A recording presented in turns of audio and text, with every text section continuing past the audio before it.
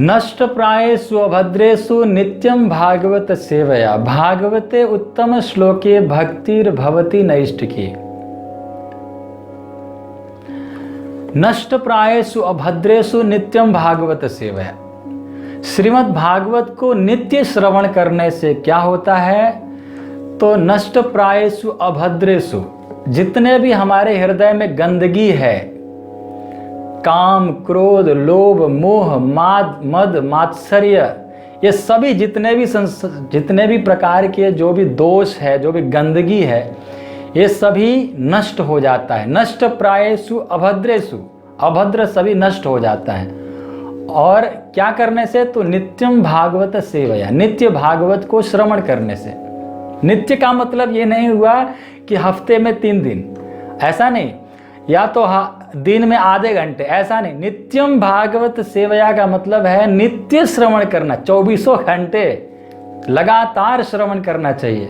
तो ये तो हफ्ते में 3 दिन हो रहा है, आधे आधे घंटे वो भी हो रहा है, तो बहुत ध्यान से, बहुत जरूरी है, इसको श्रवण करना चाहिए। नष्ट प्रायेषु अभद्रेषु नित्यम भागवत सेवया भागवते उत्तम श्लोके भक्तिर्भवति नैष्ठिकी। और ऐसे श्रवण करने से क्या होगा? भागवत को नित्य श्रवण करने से मिलेगा क्या? लोग कहते हैं ना, कथा सुनने से क्या मिलेगा, इससे क्या फायदा है? तो भक्तिर्भवति नैष्ठिकी, भगवान के कथाओं को श्रवण करने से, नित्य भागवत को श्रवण करने से हमारे हृदय में भक्ति, नैष्ठिकी भक्ति, शुद्ध भक्ति हमारे हृदय में प्रादुर्भाव हो जाएगी। नैष्ठिकी भक्ति, शुद्ध भक्ति, जो कि बहुत दुर्लभ है, बहुत दुर्लभ, संसार में सबसे दुर्लभ है शुद्ध भक्ति। भगवान का भक्ति अत्यंत दुर्लभ है। तो ये भक्ति बड़े आसानी से प्राप्त हो जाएगा केवल भागवत को, भागवतम को, कथा को, भगवान की कथा को नित्य श्रवण करने से। और दूसरी बात है कि इस कथा में रुचि किसकी होती है, किसका मन लगता है कथा में, ये भी बहुत समझने वाली बात है। सभी का मन नहीं लगता है भगवान की कथा में, सभी का मन नहीं लगता है। जो बड़े बड़े यज्ञ, तपस्या, ध्यान और बहुत सारे पुण्य किए हैं पूर्व जन्मों में, और भक्तों का सेवा किए हैं, शुश्रूषो श्रद्धानस्य वासुदेव कथा रुचि स्यान महत् सेवया विप्रा पुण्य तीर्था निषेवणात्। पुण्य तीर्थ जिनको कहते हैं महत् सेवा जिनको कहते हैं क्या? तो शुश्रूषो श्रद्धानस्य वासुदेव कथा रुचि स्यान महत् सेवया विप्रा। महत् का सेवा करने से, माने भक्तों का, भगवान के शुद्ध भक्तों का सेवा करने से हमारे अंदर में श्रद्धा उत्पन्न होता है, रुचि उत्पन्न होता है। क्या में? तो कथा में, कथा में रुचि उत्पन्न होता है। नहीं तो कथा में रुचि नहीं होता है, कथा में आनंद नहीं आएगा, पता नहीं क्या बोल रहे हैं, पता नहीं क्या बक बक बक कर रहे हैं, ऐसा मन में आएगा और मन नहीं लगेगा। अगर बहुत सारे हम भक्तों का सेवा नहीं किए हैं, महत् सेवा नहीं किए हैं, बड़े बड़े भक्तों का जो सेवा किया है पूर्व जन्म में या इस जन्म में कभी भी, तो उसको केवल कथा में रुचि हो सकता है, भगवान के कथा में रुचि आ सकता है, नहीं तो रुचि नहीं आ सकता है। ये भागवत का प्रथम स्कंद का श्लोक है।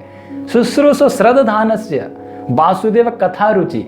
वासुदेव के कथा में रुचि कब आता है? जब उसको बहुत जन्मों से, बहुत समय से भक्तों का सेवा किया है, उसी को कथा में रुचि होता है कि हमें सुनना है, हमें कथा श्रवण करना है, आज हमें, तो ऐसे मतलब रुचि। और कथा सुनते समय भी बहुत ध्यान से सुनेगा और उसका बहुत मन लगेगा। तो इस तरह से जब कथा श्रवण करेंगे तो श्रीन्वताम स्वकथा कृष्ण पुण्य श्रवण कीर्तन। भगवान के कथा को श्रीन्वताम स्व कथा कृष्ण, भगवान का कथा को, कृष्ण कथा को श्रीन्वताम स्व कथा कृष्ण पुण्य श्रवण कीर्तन। श्रवण कीर्तन जो करता है, हृदयंतस्तह्य भद्राणी, हृदय में जितने भी अभद्र है, गंदगी है, विधुनोति सुहृत सताम, तुरंत धुल जाता है, तुरंत साफ हो जाता है। क्या करने से? भगवान का कथा को श्रवण करने से। ये भी प्रथम स्कंद का श्लोक है। तो ये महात्म्य है, श्रवण का महात्म्य है, श्रवण की महिमा है बहुत। भगवान के कथा श्रवण करने से बहुत कुछ मिल सकता है। ऐसा नहीं कि क्या मिलेगा, कथा सुनने से क्या मिलेगा, ऐसे बोलते हैं, नहीं। कथा श्रवण करने से जो मिलेगा वो इस संसार में कभी नहीं प्राप्त किया जा सकता है। वो मिल सकता है इस कथा को खाली श्रवण करने से। तो बहुत जरूरी है भगवान का कथा श्रवण करना चाहिए। और कथा श्रवण करने के लिए क्या करना पड़ेगा? तो संग जरूरी है। बिना संग का कैसे कथा होगा? अब जैसे आप लोग कथा श्रवण कर रहे हैं तो मैं बोल पा रहा हूं, तो भक्ति विनोद ठाकुर कहते हैं, एकाकी आमार नाही पाय बल, हरि नाम संकीर्तने।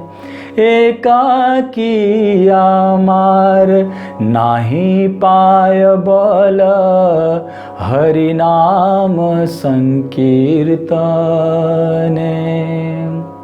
ओहे वैष्णव ठाकुर दयार सागर, ए दासे करुणा कोरी। कहते एकाकी आमार नाही पाय बल, हरि नाम संकीर्तन है। भगवान का नाम कीर्तन, भगवान का कथा एकाकी आमार नाही पाय बल, अकेले कुछ नहीं कर सकते हैं। श्रवण कीर्तन करना है तो हमको संग चाहिए। अब जैसे आप लोग श्रवण कर रहे हैं, संग मिल रहा है तो मैं बोल पा रहा हूं। भगवान राम ने सबरी माता को नवधा भक्ति सुनाए हैं, तो राम जी ने कुछ अलग ही सुनाए। बोले प्रथम भगति संतन कर संगा, दूसरो रति मम कथा प्रसंगा। पहला भक्ति तो भक्तों का संग है। प्रथम भगति संतन कर संगा, भक्तों का संग होगा तभी तो जाकर दूसरो रति मम कथा प्रसंगा, तभी तो जाकर कथा प्रसंग होगा, कथा होगा, कीर्तन होगा। जब भक्तों का संग होगा तब जाकर कथा कीर्तन होगा। इसलिए प्रथम भगति संतन कर संगा, पहला भक्ति तो भक्तों का संग है, साधु संग है। साधु संग सर्व शास्त्र का लभ मात्र, साधु संग सर्व सिद्धि है। भक्तों का संग, साधु संग सर्व शास्त्र का है। सभी शास्त्र, जितने भी शास्त्र है, सभी शास्त्र यदि कहता है भक्ति में अगर लगना है तो क्या करना पड़ेगा? तो साधु संग करना पड़ेगा। साधु संग के बिना भक्ति में हम आगे नहीं बढ़ सकते हैं। साधु संग जरूरी है। कपिल देव भगवान कपिल देव कहते हैं देवहूति माता से, सताम प्रसंगान मम वीर्य संविदो। साधु संग करो। माता देवहूति से कहते हैं कि साधु संग करो, तो देवहूति माता कहती है मैं यदि साधु संग करूंगी तो मिलेगा क्या? तो बोले सताम प्रसंगान मम वीर्य संविदो, भवन्ति हृत्कर्ण रसायना कथा, तज्जोषणादाश्वपवर्ग वर्तमनि, श्रद्धा रति भक्तिर अनुक्रमिष्यति।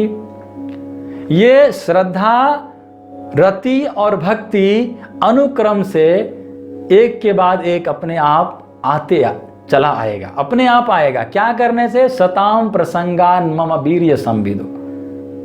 मेरे भक्तों का संग करने से मेरा भक्त मेरे कथा सुनाएंगे, मेरे नाम सुनाएंगे, मेरा गुणगान करेंगे, मेरे धाम के विषय में बताएंगे, मेरे नाम के विषय में बताएंगे, और सुना सुना करके आपके हृदय में श्रद्धा, रति और भक्ति प्रकट कर देंगे।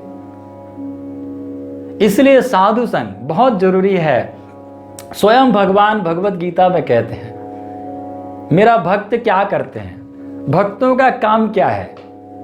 भगवान कहते हैं भक्तों का क्या काम है, क्या करना चाहिए भक्तों को। तो भगवान कहते हैं मत चिता मत गता प्राणा, बोधयंत परस्परम, कथयंत माम नित्यम, तुष्यंती च रमंती च। मेरा भक्त क्या करते हैं? मत चिता मत गता प्राणा, बोधयन्तः परस्परम। परस्पर में दो भक्त मिल जाते हैं और आपस में एक दूसरे के साथ मेरे विषय में कथा सुनाते हैं, सुनते हैं, कोई सुनता है कोई सुनाता है, और ज्ञान आदान प्रदान करके कथा मच्चिता मत गत प्राणा बोधयन्तः परस्परम कथयन्तश्च माम नित्यम तुष्यन्ति च रमन्ति च। क्या होता है तो तुष्यन्ति रमन्ति, बहुत आनंद लेते हैं। मेरे भक्तों का काम क्या है तो मेरे विषय में कथा करेंगे, कथा श्रवण करेंगे, कीर्तन करेंगे, और इसी में आनंद मिलता है उनको। मेरे भक्तों को आनंद केवल कथा और कीर्तन में मिलता है और कहीं नहीं मिलता है, ये स्वयं भगवान कह रहे हैं। तो ये बहुत बड़ी बात है, स्वयं भगवान कह रहे हैं भक्तों का काम क्या है। हम सोचते हैं कि हम भक्त बन जाएंगे, हमारे लिए काम क्या होगा, तो भगवान काम दे रहे हैं कि मेरा भक्त क्या काम करे, तो मेरा कथा कहे, कथा श्रवण करे, कीर्तन करे, कीर्तन श्रवण करे, ये ही काम है भक्तों का। काम बस ये है और कोई काम नहीं है। तो क्योंकि ये सब बहुत ज़रूरी है, और जब भक्तों का संग होगा, सत्संग होगा, तो विवेक होगा, बुद्धि होगा, हमारे अंदर समझ आएगा कि क्या सत्य है और क्या असत है। सत असत का ज्ञान होगा क्या करने से, भक्तों का संग करने से, सत्संग करने से। सत्संग से सत और असत का ज्ञान होगा। नहीं तो संसार में हम पढ़ते पढ़ते जिंदगी बिता देते हैं, पीएचडी कर लेते हैं, लेकिन उस असत को ही सत मना करके उसको बोलते हैं कि ये करो वो करो। करते क्या है, मिलता क्या है अंतिम में, उस असत में लगे रहो, पैसे कमाओ, ये करो वो करो। असत को दिखाता है सत बनाने के लिए, बार बार उसी पर फोर्स करता है। आप समझिए जिंदगी बीत जाता है, लेकिन जब तक सत्संग व्यक्ति नहीं करता है तब तक उसको सत और असत का ज्ञान नहीं होता है। क्या सत्य है और क्या असत है। बिनु सत्संग विवेक न होई, राम कृपा बिनु सुलभ न सोई। बिनु सत्संग विवेक न होई, गोस्वामी तुलसीदास जी कहते हैं सत्संग के बिना विवेक नहीं होता है। सत्संग करने से ही विवेक होता है, बुद्धि होता है। हमारे अंदर बुद्धि तभी होगा जब हम सत्संग करेंगे। सत्संग जब तक नहीं करेंगे तब तक हमारे अंदर बुद्धि ही नहीं होगा। सत्संग बहुत जरूरी है। और यह सर आवत अति कठिनाई, राम कृपा बिनु हाई न जाई। ये सत्संग का जो अवसर है ये भगवान का कृपा से ही मिलता है। यह सर आवत अति कठिनाई, राम कृपा बिनु, भगवान का कृपा के बिना किसी को सत्संग नहीं मिलता है। सत्संग उसी को मिलता है जिसको भगवान का कृपा होता है। हर व्यक्ति को नहीं मिलता, हर किसी को नहीं मिलता है। भगवान का कथा श्रवण करने का मौका हर किसी को नहीं मिलता है और हर समय नहीं मिलता है। जिस पर भगवान की कृपा हो जाए उसी को कथा श्रवण करने को मिल जाता है। गोस्वामी तुलसीदास जी कहते हैं संत समागम हरि कथा तुलसी दुर्लभ दोय, सुत दारा अरु लक्ष्मी पापिन की भी होए। संत समागम हरि कथा, भक्तों का संग और भगवान का कथा, तुलसी दुर्लभ दो, ये दो जो है बहुत दुर्लभ है, बहुत दुर्लभ है। क्या क्या, संत समागम हरि कथा, भक्तों का संग और हरि कथा, भगवान का कथा। तुलसी दुर्लभ दो, ये दुर्लभ है। सुत दारा और लक्ष्मी पापिन की भी होए। सुत माने संतान और दारा माने पत्नी और लक्ष्मी माने पैसा। संतान और पत्नी और पैसा ये पापियों के घर में भी मिलता है। सुत दारा और लक्ष्मी पापिन की भी होए, पापियों के घर में भी मिलता है। रावण, हिरण्यकशिपु, हिरण्याक्ष, शिशुपाल के घर में भी पैसा था, पत्नी थी और संतान थे, लेकिन क्या नहीं था? संत समागम हरि कथा, भगवान का, भक्तों का संग और भगवान का कथा नहीं था। इसलिए दुर्लभ है, बहुत दुर्लभ है। सब कुछ होने के बाद भी भक्तों का संग नहीं मिल सकता है। बहुत भाग्य से मिलता है भक्तों का संग। कबीरदास जी कहते हैं, कथा कीर्तन कुल विषय भव सागर की नाय, कबीरा या जगत में और नहीं उपाय। कबीरदास जी कहते हैं कथा कीर्तन कुल विषय, कथा और कीर्तन, कथा और कीर्तन जो है कुल विषय भव सागर की नाय, इस भव सागर का नौका है ये दो, क्या? कथा और कीर्तन। कबीरा या जगत में और नहीं उपाय। कबीरदास जी कहते हैं और कोई उपाय ही नहीं है, कथा करो, कीर्तन करो, कथा श्रवण करो, कीर्तन श्रवण करो और इस नौका में बैठ जाओ तो पार हो जाएंगे भव सागर से, नहीं तो डूब जाएंगे। इसलिए कथा बहुत जरूरी है। और भगवान शिव कहते हैं, भगवान शिव माता पार्वती से कहते हैं, उमा कहूँ मैं अनुभव अपना, बिनु हरि कथा जगत सब सपना। उमा कहूँ मैं अनुभव अपना, भगवान शिव कहते हैं माता, हे पार्वती, उमा कहूँ मैं अनुभव अपना, मेरा अनुभव मैं बताना चाहता हूँ। मेरा अनुभव ये है कि बिनु हरि कथा जगत सब सपना, भगवान का कथा के अलावा संसार में जो कुछ भी है वो सब सपना है, सब स्वप्न है, सब स्वप्न है, कुछ भी नहीं है। भगवान का कथा कीर्तन के अलावा संसार में जो कुछ भी है वो सब सपने हैं, सपने देख रहे हैं समझिए। सपने टूटा, नींद खुला, बस सब खत्म, जहां का तहां। सपने में सोच रहे हैं कि हम बहुत बड़े सिंहासन पर बैठे हैं, राजा है, लाखों लोग मेरा प्रजा लोग है, ये है वो, सपने देख रहा है। और जैसे नींद खुला तो कहाँ पड़े हुए हैं बिस्तर पर। है? तो ये सब सपना है। संसार में जो कुछ भी है, जो कुछ भी धन दौलत संसार जो कुछ भी है, ये सब सपना है। सही क्या है, असली क्या है? तो उमा कहूँ मैं अनुभव अपना, बिनु हरि कथा जगत सब सपना। भगवान का कथा के अलावा सब सपना है। गोपियां कहती हैं, गोपियां कहती हैं, तब कथामृतम तप्त जीवनम, कविभिरीडितम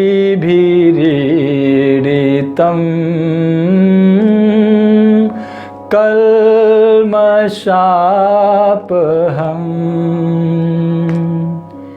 श्रवणमङ्गलम्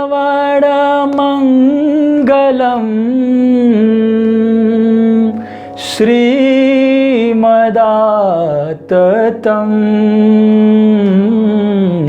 भुवि गृह्णन्ति ते भूरिदा जना। तब कथामृतम तप्त जीवनम, इस संसार में तपे हुए लोगों के लिए, जो संसार में तपे हुए हैं, संसार में हर व्यक्ति तपे हुए है। कैसे तपे हुए? तो 3 प्रकार के तापों से, आदि भौतिक, आदि आध्यात्मिक, आदि दैविक रूपी इन त्रिताप से व्यक्ति तपा हुआ है। तपे हुए व्यक्तियों के लिए संसार में सब दुखी में है, सब दुख है, दुखी है।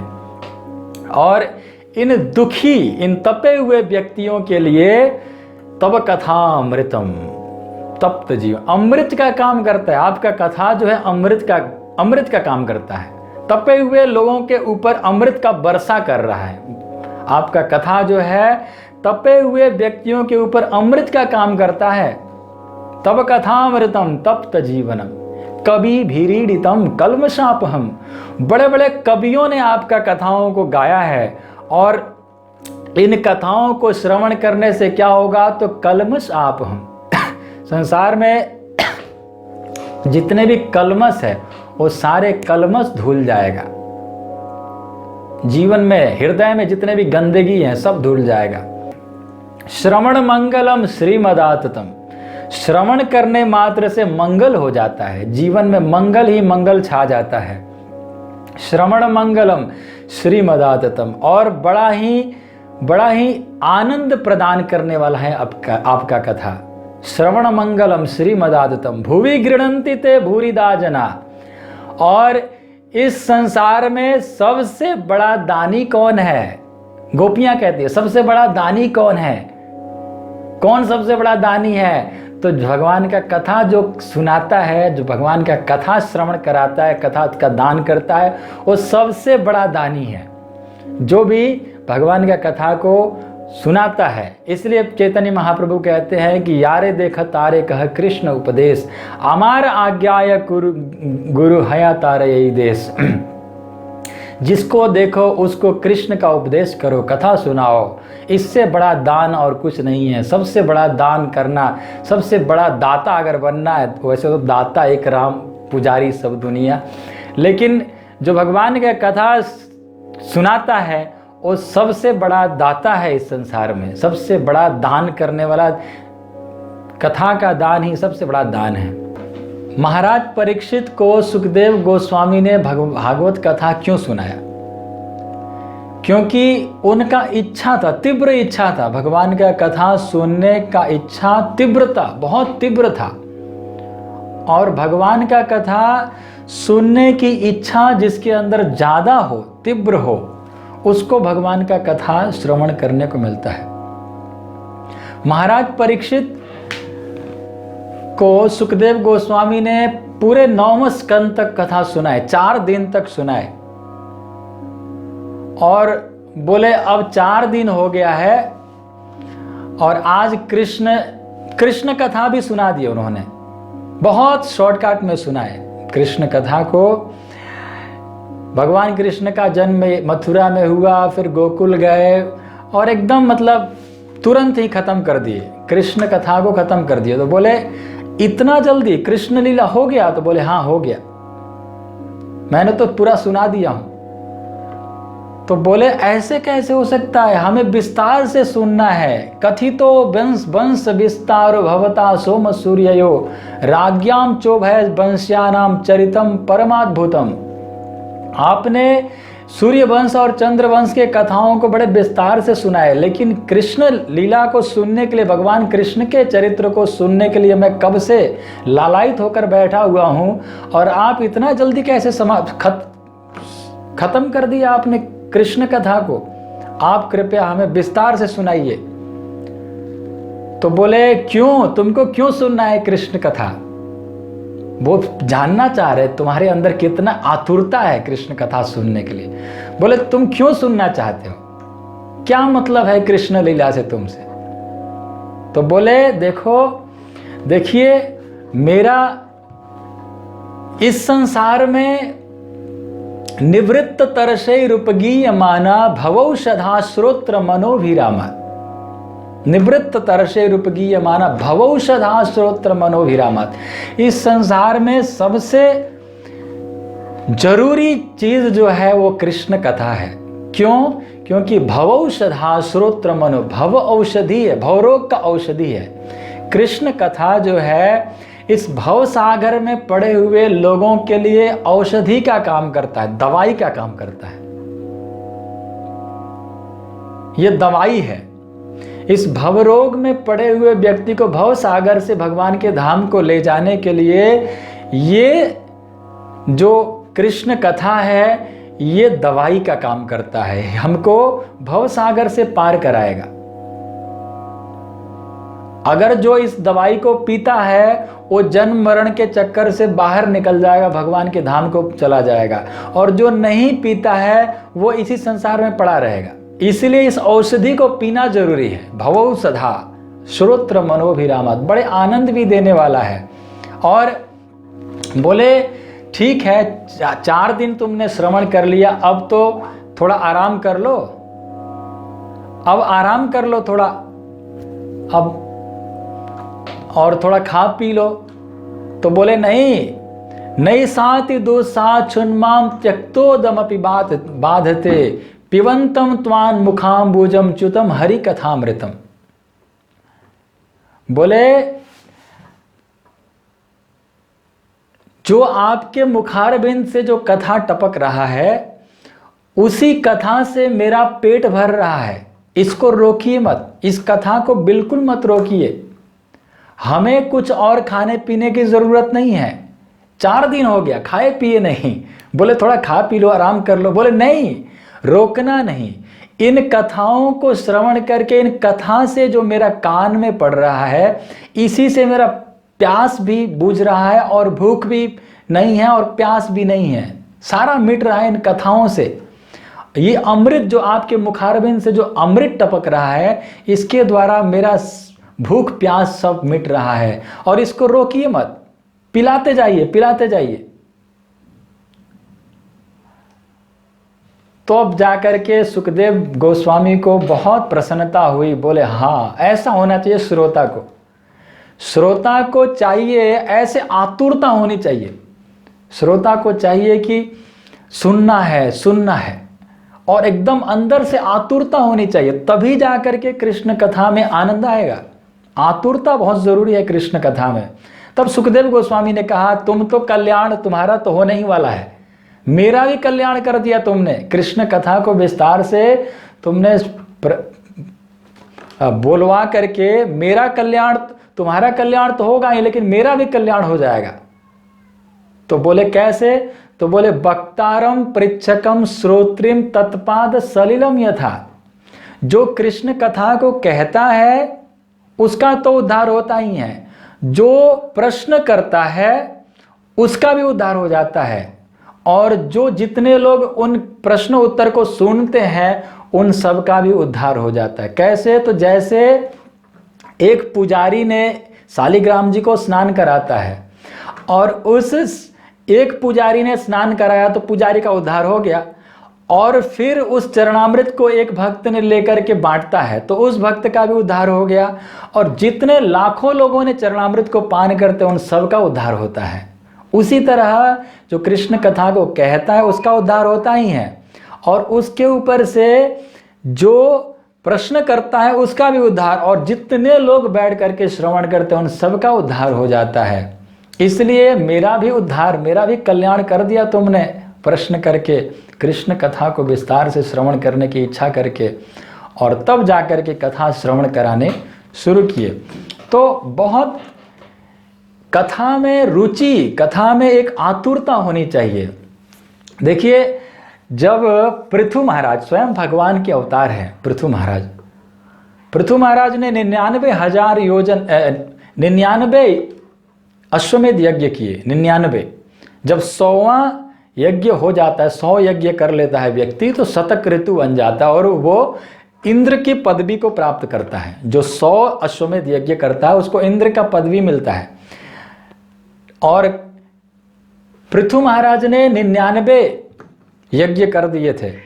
100वां यज्ञ होने वाला था तब तक इंद्र ने आकर घोड़ा चुरा ले गया, और ब्रह्मा जी ने आकर के मन बोले कि आप ऐसे मत करो। इंद्र को ही स्वाहा करने वाले थे। ब्रह्मा जी ने आकर के बोले कि आप स्वाहा मत करो, इंद्र ही मर जाएगा तो कैसे होगा, संसार कैसे चलेगा, आप इसको स्वाहा मत करो, आप तो बहुत बड़े विद्वान हो, तो आप कृपया ऐसा मत करो। तो पृथु महाराज मान लिए, ब्रह्मा जी के बात को मान लिए, तो भगवान प्रकट हो गए। भगवान ने कहा कि तुमने बड़ों का आदर किए हो, मैं बहुत प्रसन्न हूं, मांगो क्या चाहते हो। तो पृथु महाराज ने क्या कहा?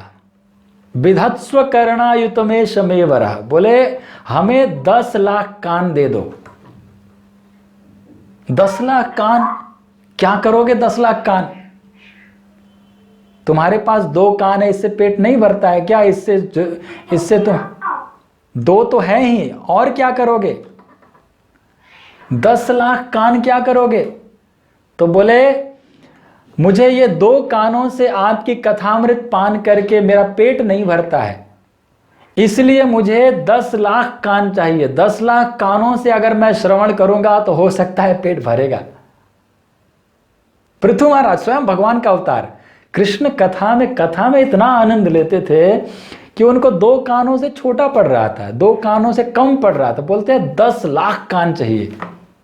कथा में इतना आतुरता है, सोचिए। तो अच्छा, एक समझने वाली बात है कि ये जो कान भगवान ने जो हमारा बनाया, इस कान को ऐसे क्यों बनाया है ना?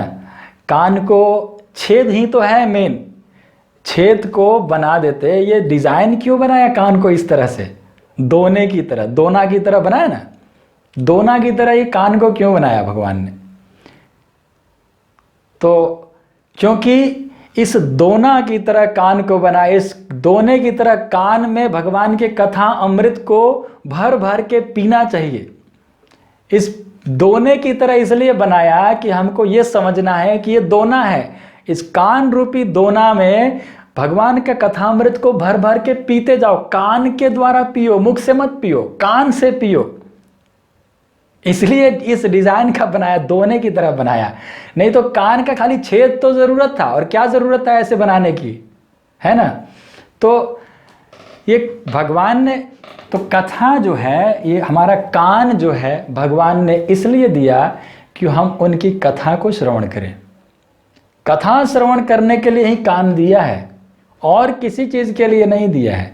सुखदेव गोस्वामी दूसरे अध्याय में जब वो बोलने शुरू किए सुखदेव गोस्वामी ने, तो बोले बिलेवतो रुक्रम विक्रमानि नश्रिन्मत कर्ण पुटेन रस्य जिह्वा सतु दादुर के वसूत नचोप गायन च्युरुगायगा था। बोले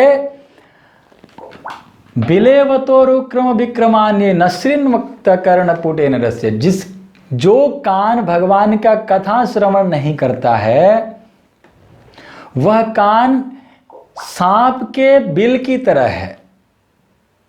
बिलेवतो रुक्रम विक्रमान्य नश्रिन्मत कर्ण पुटेन रस्य, जो कान भगवान का कथा श्रवण करने में जो कान नहीं लगता है, वो कान सांप के रहने वाले बिल की तरह है, और कुछ नहीं है। कान जो है बिलेवतो रुक्रम विक्रमानि नश्रिन्मत कर्ण पुटेन रस्य जिह्वा सती दादुर के वसूत। और जिह्वा जो है, हमारा जो जिह्वा है, भगवान ने जो जिह्वा दे रखा है, जिह्वा किस लिए दिया है? तो जिह्वा भगवान का कीर्तन करने के लिए, भगवान का कथा कहने के लिए, और भगवान का नाम जप करने के लिए। जो जिह्वा से भगवान का नाम नहीं गाता है, कीर्तन नहीं करता है, कथा नहीं करता है, वह जिह्वा कैसा है? तो मेढक जैसे, मेढक की जिह्वा की तरह है। मेढक क्या करता है? टर टर करता है। क्या करने के लिए? तो बुलाता है, सर्प को बुलाता है, आओ खा जाओ, आओ खा जाओ, मैं यहां बैठा हूं। मेढक टर टर क्यों करता है? सर्प को बुलाता है, अपने मृत्यु को बुलाता है। तो जो जिह्वा भगवान का कथा कीर्तन नहीं करता, वो जिह्वा संसार की बातें में केवल लगा हुआ है, तो वो अपने काल को बुला रहा है, यमराज को बुला रहा है, आओ खा जाओ, मैं यहां बैठा हुआ हूं। यमराज को बुला रहा है, यमराज को निमंत्रण दे रहा है, अगर कथा नहीं कर रहा है, कीर्तन नहीं कर रहा है तो इसीलिए। और ये आंखें, सुखदेव गोस्वामी कहते हैं आंखें किस लिए दिया है? भगवान का दर्शन, भगवान के मंदिर जाओ, भगवान का मंदिर का दर्शन करो, भगवान के विग्रह का दर्शन करो, भगवान के भक्तों का दर्शन करो। यदि यह आंख इन भगवान के विग्रहों का दर्शन नहीं करता है, भगवान का भक्तों का दर्शन नहीं करता है, वो आंख मोर पंख के अंदर जो आंख रहता है, वो आंख की तरह है, किसी काम का नहीं है। तो इसीलिए ये जो कान है, कान को हमको भगवान की कथा में लगाना चाहिए, और इसी के द्वारा ही हमारा उद्धार होगा। और कथा में बहुत ध्यान से कथा को श्रवण करना चाहिए। भगवान का कथा जो है, जितना ध्यान से श्रवण करेंगे उतना आपके लिए फायदा होगा। अगर इधर उधर मन दौड़ता रहेगा और कथा श्रवण कर रहे हैं, तो आपको फायदा नहीं मिलेगा। कैसे नहीं मिलेगा? ये उदाहरण है, ये साक्षात उदाहरण है भागवत में ही। भागवत महात्म्य में आप श्रवण करेंगे आगे, सुखदेव गोकर्ण जी महाराज ने कथा सुनाए और लाखों लोगों ने बैठकर श्रवण किए। उसमें धुंधुकारी बांस में बैठ करके श्रवण किया, और अंत में कथा के बाद 7 दिन होने के बाद में धुंधुकारी के लिए विमान आया। धुंधुकारी को बुला करके विमान में बैठाया भगवान के पार्षदों ने। गोकर्ण जी महाराज ने कहा, ये क्या कर रहे हो? क्या भगवान के धाम में भी भेदभाव है क्या? भगवान के धाम में भी भेदभाव होता है। इतने लाखों लोग यहां बैठकर श्रवण किए हैं और एक आदमी के लिए, इस धुंधुकारी के लिए खाली विमान लेकर आया तुम लोगों ने। क्या तुम्हारी धाम में, भगवान के धाम में भी भेदभाव है क्या? सबको ले जाना चाहिए, तुम अकेले को क्यों ले जा रहे हो? तो भगवान के पार्षदों ने कहा कि देखो गोकर्ण जी महाराज, बहुत अच्छी बात आप बोले हैं।